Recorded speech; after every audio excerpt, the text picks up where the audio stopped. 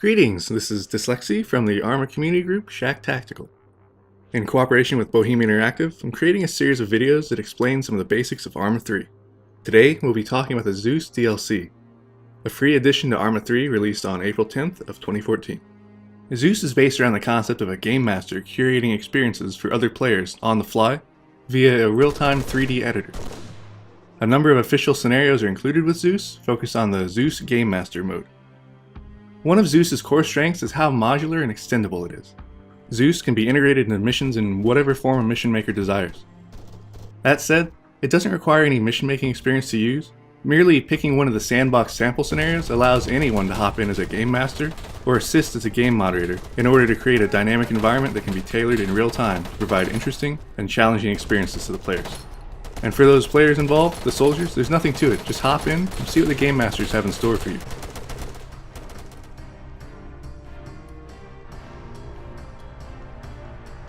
Let's start with some basic tips on how to get to grips with the role of Game Master. First off, a showcase mission exists to teach you the basic controls of Zeus. It's recommended you try this out early to get the gist of it. After that though, single player is a great place to try out all the different aspects of functionality.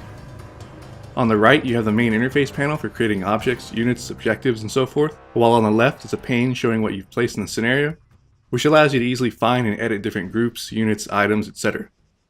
Once you place a unit or group, left-clicking selects them, right-clicking gives them a waypoint, and holding down Control will allow you to add multiple waypoints. If you want to create a patrol loop, simply hold down the Alt key to make the next waypoint a loop point. Delete will remove a unit, while In will kill them, destroy a vehicle, or detonate a mine. You can modify a waypoint's behavior by double-clicking on it. You can change group attributes by double-clicking on the group marker, and you can manage individual attributes by double-clicking on a single unit. Orienting a unit is done by selecting them, holding Shift, and left-click dragging in the direction you want them to face. Holding Alt allows you to adjust their elevation, which can be used to put units on top of buildings and similar. If you drag an aircraft in the air, it'll turn the engines on and start flying. If you drag a ground vehicle, object, or unit into the air, it'll float down under an automatically deploying parachute. It's possible for a game master or moderator to take direct control over enemy AI during a mission.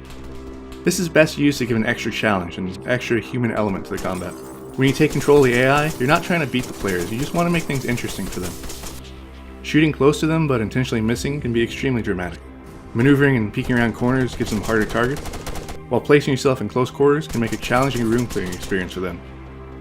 You don't have to stay as AI for long. Hopping into one, firing a few shots, going back into cover, and then switching back to Zeus mode will help keep them on their toes without forcing you to commit to lengthy periods as an AI.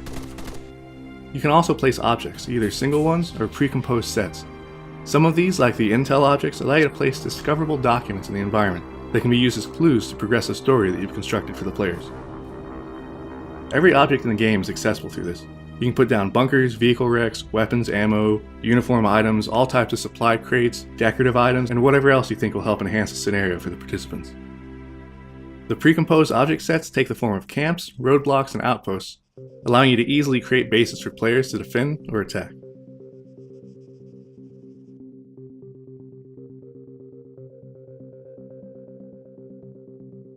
Now that we've covered the basics of how to control Zeus, let's not forget about the players on the ground. This is how most of us will experience Zeus, and where improvisation is essential. Many of the topics we've discussed in previous community guides are relevant here, from the basics of infantry combat to multiplayer teamwork, air assaults, and even guerrilla warfare. Use this knowledge to your advantage, and if things really take a turn for the worse, always remember that you can ping Zeus by pressing Y. A merciful game master might give you just what you need to tip the scales in your favor. When pinged, a game master simply presses spacebar to automatically move his focus to the player who initiated the ping.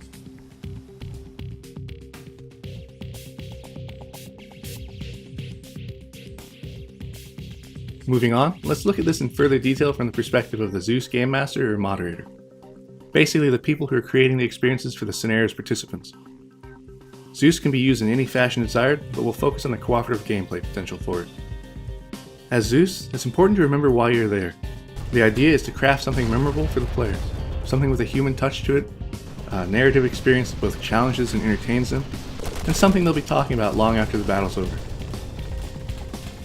When you're designing the scenario, think about the higher level concepts. What are you wanting the players to do, and what kind of encounters are you hoping to put them into? You have the ability to place objectives to guide them places, as well as give them assets to utilize to accomplish those objectives. You don't have to be completely straightforward with these objectives either. Sometimes you may want to give them the impression that the action will happen in one area, then construct an ambush en route that becomes the actual mission once engaged. Be creative with how and where you place AI. Should the enemy know that the players are going to attack? If so, put them in defensive postures. If the players are supposed to be catching the enemy by surprise, reflect this by having the AI in a non-alerted state. Think of yourself as a higher mind of the AI, helping them to behave even more like human opposition.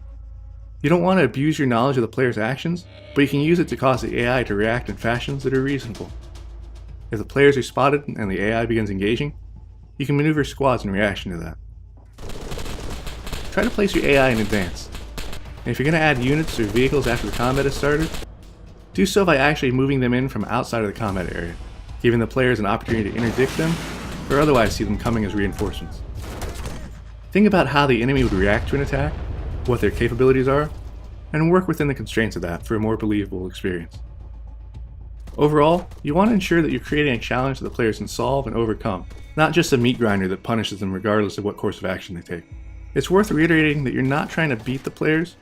The measure of your success as a game master is how much fun everyone has during the experience. Be sparing with your use of supporting assets like artillery or close air support. Overuse tends to dull the effect, whereas a few careful employments of mortar strikes or a close but not fatal strafing run can add great tension to the environment. The use of friendly and supporting AI troops or vehicles can give a scenario an even greater sense of scale, while also allowing those AI to warn players of enemy capabilities.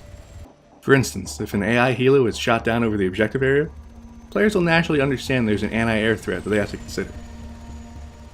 Zeus also works extremely well as a generalized training environment.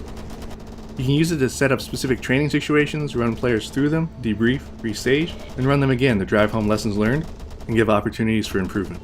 This can be used to train all aspects of Arma, from infantry combat to vehicle to aircraft and seaborne aspects. Whatever you're looking for in Arma, Zeus is likely able to help enhance it and provide for a more engaging and dynamic experience. We look forward to seeing what people come up with, not to mention the countless stories that will emerge from these curated experiences. If you haven't already tried it out, give it a spin and see what you can come up with.